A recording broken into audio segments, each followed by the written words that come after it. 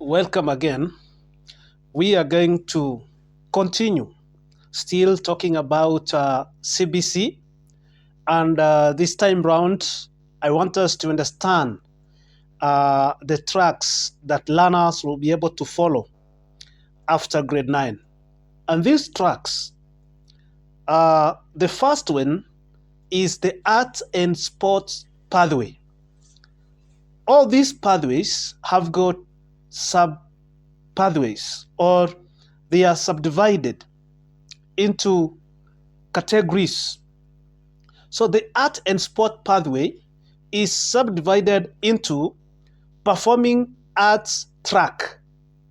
There is also what we call visual and applied arts track. And under that, still, we also have what we call sports science track. Those are the categories that are subdivided under the art and sport pathway. Secondly, we have social science pathway. Under social science pathway, we have some categories.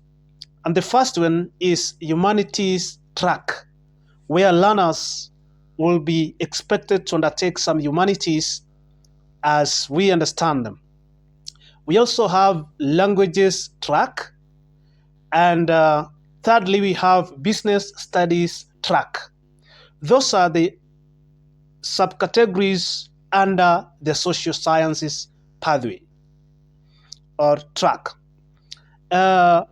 We also have what we call STEM, which is science, technology, engineering, and mathematics. Under STEM, we have pure science track. Secondly, we have applied science track. Thirdly, we have technical and engineering track. And lastly, we have what we call career and technology studies, which is CTS in abbreviation. Career and technology studies, CTS. So we also have to understand that these tracks, the pathways that learners will follow, they will be able to undertake those categories that are under each as learning areas. Remember, in CBC, we do not have subjects, but we have learning areas. There are no teachers, but we have facilitators. As we go by, we also have to understand that there are factors to consider. We have some factors to consider, especially when choosing a pathway. What are the factors that these learners in grade 9 will consider before choosing pathways to various schools or senior schools? And you have to get the understanding that there will be no schools as national schools, as sub-county schools and county schools, but all schools, all secondary schools will be called senior schools. And we have various ways in which the learners, the factors to consider before choosing pathways. Number one, the passion must be considered. The passion of a learner must be considered. Do you have a passion in a given pathway? What is driving you to that particular pathway? Secondly, what can also be considered is whether you have some strengths and weaknesses. So the strengths will enable a learner to choose the pathway that they have that interest in. And if they see some weaknesses, then it means they can't or they won't choose such pathways. Another factor to consider is that interest, the interest of a learner must be considered before choosing a pathway. Another factor to be considered is personality.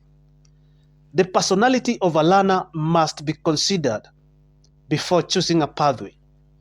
Another factor is talents and abilities. If you have a talent in a given area, then you are free to choose a pathway that is related to your talent. In addition, if you also have an ability in a given area, then it is easy for you to choose a pathway that is related to your ability. Another factor to be considered is what we call available resources. The available resources will be considered before choosing a pathway. If a learner has got an interest in pursuing a certain course, so the pathway will drive them. If there are resources in a given institution where they are likely to join, the resources that are there to enable them develop more interest, the resources that are available to enable them have that assurance that they will be able to gain more knowledge and understanding as they join that particular pathway. So resources are so crucial. They must be considered before choosing a pathway. You cannot choose a social sciences pathway where you don't see resources that can enable you to undertake that given pathway.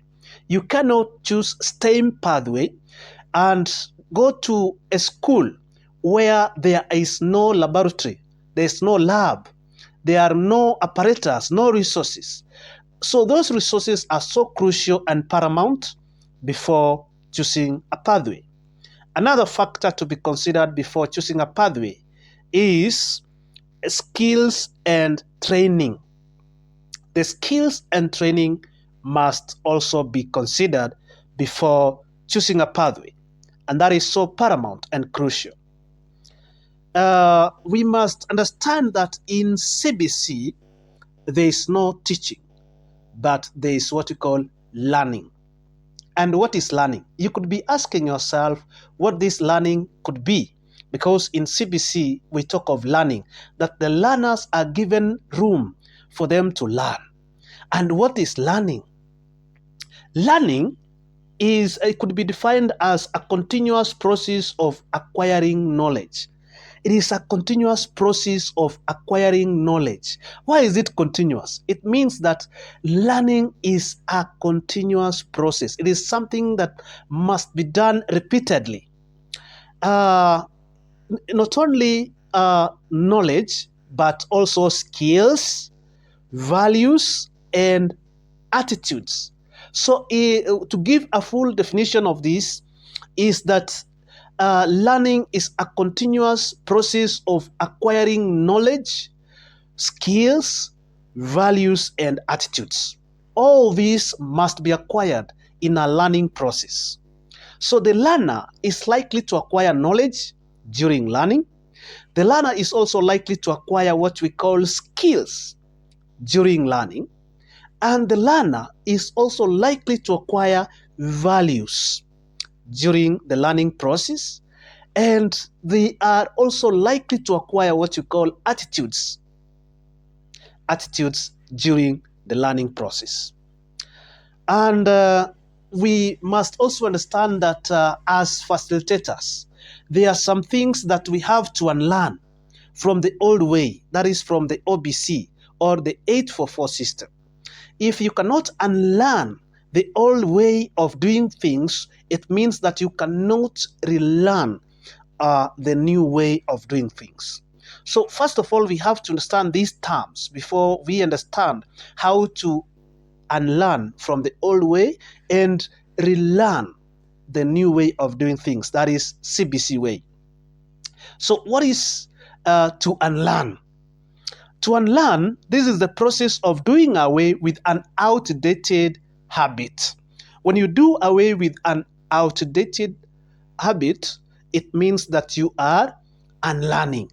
Or you can do away with a practice or information. So we can say that to unlearn refers to the process of doing away with an outdated habit, practice, or information.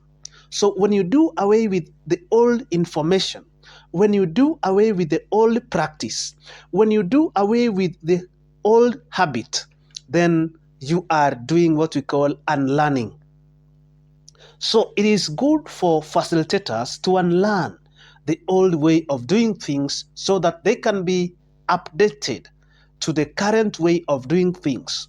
Remember, the learners we are dealing with are learners who are digital and they are updated. And that is why whenever they are given a chance to learn, whenever they are given a chance to express their views, they will be able to give views according to the current way of doing things. And if as a facilitator you are using the old method, then it means you cannot rhyme with the current learners or the current day learners. What is to relearn? Now, after unlearning, you have to relearn. You have to relearn. So what is to relearn? This is the process of learning how to do something again.